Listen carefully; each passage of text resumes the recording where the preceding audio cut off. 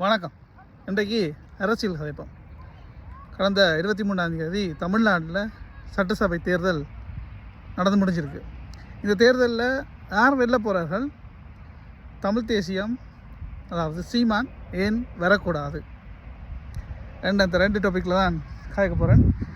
லண்டனில் நல்ல weather, mic கொன்றையில் கொஞ்சம் இறைச்சலாக இருக்கும், பார்ப்போம். ஓகே, தமிழ்நாட்டை பொறுத்தவரையில் பார்த்திங்களாண்டா கடந்த ஒரு 50-60 வருஷமாக மக்கள் யாருக்கு வாக்களிக்கிறார்கள், எதன் அடிப்படையில் வாக்களிக்கிறார்கள் என்றதை பார்த்து நான் ஒரு 5 விஷயம் எடுத்துவேன். இந்த 5 விஷயத்திலையும் எந்தெந்த விடயங்கள் எந்தெந்த கட்சிக்கு பொருந்தும் என்றதை பார்த்தோம்னு சொன்னால், அந்த 5 விடயம் என்னன்னு சொன்னால், ஒன்று மக்கள் பார்த்திங்கன்னு சொன்னால் கொள்கை அடிப்படையில் வாக்கு போடுவார்கள். 2வது இலவச அறிவிப்புகள். 3வது சினிமா மோகம். 4வது பணப்பட்டுவாடா, வாக்குக்கு காசு கொடுக்குறது.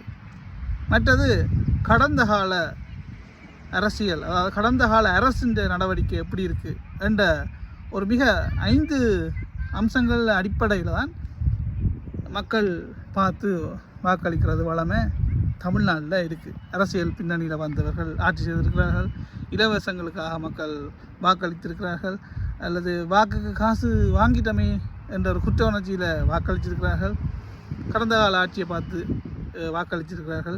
கொள்கை அடிப்படையில் இன்றைக்குமே நான் பரம்பரை திமுக அதிமுகன்னு சொல்கிறவர்கள். ஸோ அப்படி கொள்கை அடிப்படையில் வாக்களிக்கிறவர்களும் இருக்கிறார்கள். ஸோ இந்த 5 விடயத்தை வச்சுக்கொண்டு இந்த முறை எப்படி வாக்கு போட்டிருப்பார்கள்ன்றதை பார்த்தோம்னு சொன்னால், இந்த 5 விடயமும் ஒவ்வொரு கட்சிக்கும் எவ்வளோ பொருந்தும் என்று பார்த்தோம்னு சொன்னால், டிஎம்கேக்கு 4 பொருந்தும். அது என்னென்னன்றதை நீங்களே தீர்மானித்து கொள்ளுங்க. அதே போல் ஏடிஎம்கேக்கு வந்து 3 பொருந்தும். டிவிகே அதுக்கு 2 பொருந்தும். என்டிகே நான் தமிழர் கட்சி அதுக்கு 1 பொருந்தும். ஸோ பார்த்தோம்னு சொன்னால் 10 பாயிண்ட்ஸ் வருது. அதை நாங்கள் 100க்கு ஏற்ற மாதிரி ஸ்ப்ளிட் பண்ணோம்னு சொன்னால், டிஎம்கே 40%, ஏடிஎம்கே 30%, டிவிகே 20%, என்டிகே வந்து 10%. அதான் அவர்களுடைய வாக்கு வீதமாக இருக்கும். திமுக 40%, அதிமுக 30%, தமிழக வெற்றி கழகம் 20%, நான் தமிழர் கட்சி 10%. இதான் இந்த முறை வாக்கு பெறுமென்றது என்னுடைய கணிப்பாக இருக்குது. சரி, இப்போ ஏன் தமிழ் தேசியம் சீமான் வரக்கூடாதுன்றதை பார்த்தோம்னு சொன்னால், தமிழ் தேசியம் சீமானுடைய கொள்கை, அவர்களுடைய செயற்பாடுகள், தமிழ் தேசியம்ன்றது ஒரு பெரிய ஒரு விஷயமாக இருக்குது. அந்த ஒரு விஷயம் வரக்கூடாது என்றது நான் சொல்லல, இந்த உலகமே அதைத்தான் எதிர்பார்க்குது. ஏன் என்று சொன்னால், தமிழ் தேசியம் என்பது மிக ஆபத்தானது. அதை சீமான் மாதிரி தமிழ் தேசியத்தை கொண்டு சென்ற எங்கட ஈழத்தில் நடந்தது எல்லாரும் அறிஞ்சது. அது மிக ஆபத்தானது என்று தான் கடைசி வரைக்கும் கொள்கையில் பிடிவாதத்தோடு இருந்த இயக்கம் கடைசியில் சமாதானத்துக்கு போங்கன்னு சொல்லி கரைச்சல்படுத்தி போய் சமாதானம்ன்றதை கொண்டு வந்து கடைசியாக எல்லாத்தையும் செஞ்சு முடிச்சாச்சு. அதே போல தான் தமிழ் தேசியம் மிக ஆபத்தானதுன்றது இந்த உலகத்துக்கே தெரியும். இந்த உலகத்தை ஆட்டி படைக்கிற நபர்கள், அதாவது இல்லுமினாட்டி என்ற பேரில் சொல்லுவார்கள், என்ன பேரில் இருந்தாலும் ஆட்டி படைக்கிறவர்கள் இருக்கிறார்கள் நிச்சயமாக. ஏன்னு சொன்னால், இப்போ நாங்கள் எங்களோட வாழ்க்கையை கொண்டு போகிறதுக்காக அல்லும் பகலும் ஓடித்திருக்கிறோம், உழைக்கிறோம். வேளாண்மை செய்கிறவர்கள் இந்த வெயிலுக்கையும் மழைக்குள்ளேயும் சேத்துக்கள் இறங்கி வேலை செய்கிறார்கள், கஷ்டப்பட்டு உழைக்கிறோம்.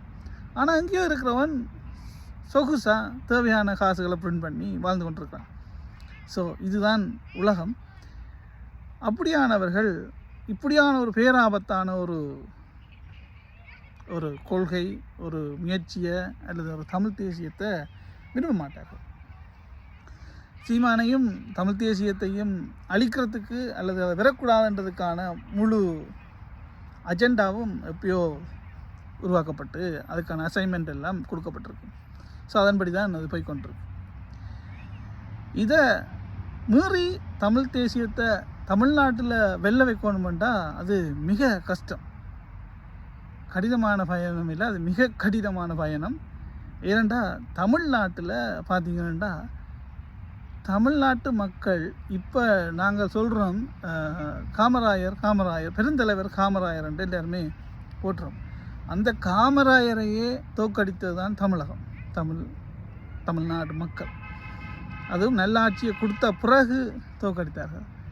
அப்படி பார்த்தா அந்த மக்களை எப்படி பிரைன் வாஷ் பண்ணி அதுக்கு பின்னால் இவ்வளோ ஒரு பெரிய அரசியல் செஞ்சுருப்பார்கள்ன்றதை யோசிச்சு பார்ப்போம். மீளவும் அந்த மக்களை அரசியல் படுத்த விரும்பமாட்டான். அரசியல் படுத்துறது மிக கடினமான விஷயம். ஈழத்தில் நடந்துச்சு. இல்லை போராட்ட குணங்களை உருவாக்கி போராட்டத்துக்கு மக்களை தலைவர் எடுத்திருந்தார். அதுக்கு மிக சாதகமான சூழ்நிலைகள் அமைஞ்சிருந்தது. அவர்களுக்கு ஏற்ற மாதிரியான சூழ்நிலையை உருவாக்கக்கூடிய மாதிரி இருந்துச்சு. உதாரணத்துக்கு சொன்னால் சினிமா முகம் அங்கே இல்லை. நாங்கள்லாம் சின்ன பிள்ளைகளாக இருக்கும்போது சினிமாவே நாங்கள் பார்க்குறதில்ல, எல்லாம் தடைப்பட்டுச்சு, அது தடை செய்தாச்சு. அப்போ எங்களுக்கு கோபமாக இருக்கும், என்னடா படமே பார்க்கலாம் இருக்குன்ட்டு. ஆனால் காலப்போக்கில் எங்களுக்கு அது விளங்கிச்சு ஏன் அப்படி செய்தார்கள்ன்றதை. அதே போல் தெருவாகவும் மூலையாகவும் வாசிய சாலைகள் சந்திகளில் மீட்டிங்கள் நடக்கும். சின்ன டிவியில் வந்து போராட்டம் சண்டை அடிபாடு தொடர்பான காணொலிகளை போடுவார்கள். போட்டு தான் அங்கே இளைஞர்கள் யுவதிகள் எல்லாருமே இயக்கத்தில் சேர்ந்தார்கள். அதே போல் சூழ்நிலையை இப்போ இந்த தேர்தலில் பார்க்குற கூடியாயும் இருக்குது. அதாவது நிறைய மக்கள் தமிழ் தேசியத்தில் இணைகிறார்கள். முந்தி இடத்துல வந்து மக்கள் போராட்டத்துக்காக நிறைய காசுகளை அள்ளி கொடுத்தார்கள். நகைகள் பவுன் 5 பவுன் சொல்லி ஒவ்வொரு குடும்பங்களுமே கொடுத்தார். அதே போல் இன்றைக்கு நான் தமிழர் கட்சிக்கு வந்து இல்லை சின்ன பிள்ளைகள் தங்களுடைய உண்டியலை கொண்டு கொடுக்குறது இந்த முறை பார்க்கக்கூடிய இருக்குது. ஆனால் இதை இதை இதை இதை வந்து தடுக்கிறதுக்கு அல்லது இதுக்கு மேலால் செய்யக்கூடிய அரசியலை மற்றவர்கள் செய்யத்தான் போகிறார். இந்த எலெக்ஷன் முடிஞ்சோன்னா அடுத்த 5 வருடத்தில் அந்த ஒரு அரசியலை அவர்கள் செய்வார்கள். அதனால் இந்த தமிழ் தேசியத்தை தமிழ்நாட்டில் மக்களை அரசியல் படுத்துறது மிக கடினமான பயணம் இல்லை, மிக கடினமான பயணம். அதை செஞ்சு முடிக்கும்போது நாங்கள் இருக்கிறோமோ பார்க்குறோமோ தெரியாது. ஆனால் அடுத்த விஷயம் என்னென்னு பார்த்தீங்கன்னு சொன்னால், தமிழ்நாட்டில் வந்து நாங்கள் வந்து ஈழத்தில் அடிமைகளாக இருந்தோம். நாங்கள் அடிமைகளாக இருக்கிறோம், அதாவது எங்களை அடிமைகளாக வைத்திருக்கிறார்கள், எங்களுக்கான உரிமைகள் மறுக்கப்படுது என்று சொல்லி எங்களை வந்து தெளிவுபடுத்தி செய்யக்கூடியதாக இருந்தது. அதாவது நீங்கள் அடிமைகளாக இருக்கிறீர்கள், அதிலேருந்து வெளியில் வாங்குவோன்னு சொல்லி. ஆனால் அடிமைகளாக இருக்கிறவர்களை வந்து வெளியில் கொண்டு வர முடியும். ஆனால் அடிமைகளாக இருக்கிறோம் என்று கூட தெரியாத அளவுக்கு இருக்கிறவர்களை வெளியில் கொண்டு வர்றது, அரசியல் படுத்துறது மிக கடினம். ஏனென்றால் மக்களை அந்தளவுக்கு சிந்திக்க விடாமல் தமிழ்நாட்டில் தமிழ் மக்களை வச்சிருக்கணும். அதுக்கு மிக பிரதானம் சினிமா மோகம். அதை அவர்கள் எப்போவுமே என்கரேஜ் பண்ணி கொண்டே இருப்பார்கள். மக்கள் அடுத்த நிமிடம் சிந்திக்கக்கூடாது என்றதுக்காக சினிமாக்குள்ளேயே வச்சிருப்பார்கள். அதே போல் கல்லை நிப்பாட்டி போட்டு சாராய கடையை தெருவுக்கு திறந்து வச்சு குடிக்க வச்சு அவர்களை தலை நிமிர விடாமல் சிந்திக்க விடாமல் வைத்திருப்பார்கள். அடுத்தது இலவசங்களை கொடுத்து மக்களை ஓரளவுக்கு கஷ்டம் தெரியாத மாதிரி வச்சுருக்கணும் என்ற அளவில், அடுத்த சிந்தனை வரக்கூடாது என்ற அளவில் வச்சிருப்பார்கள். இதுதான் அங்கே இருக்கிற மிக பிரதானமான அரசியல். அதுதான் மக்களை சிந்திக்க விடாமல். முக்கியமான நகரங்கள் சென்னை, கோவை, ஒரு என்ன திருச்சி, மதுரை அந்த பகுதிகளில் நிறைய மக்கள் முன்னேற்றங்கள் இருக்குது, நிறைய படித்திருக்கிறார்கள் என்றாலுமே கிராம பகுதிகளில் படித்திருக்கிறார்கள் மக்கள், படிக்கக்கூடிய மக்கள். ஆனால் அங்கே சரியான ஒரு பாடசாலைகளை சரியாக மெயின்டைன் பண்ணுறதில்ல, சரியாக கொண்டு வரணுமென்றதை செய்கிற மாதிரி தெரியல. ஸோ இது வேணுமெண்டே இது செய்கிற மாதிரி தான் ஒரு இது இருக்குது. மற்றது பார்த்திங்கன்னு சொன்னால் அண்மையில் நிறைய காணொலிகளை பார்க்கக்கூடியா இருக்குது. தமிழர்களை ஆள்றது வந்து கிட்டத்தட்ட 500 வருடமாக இல்லை.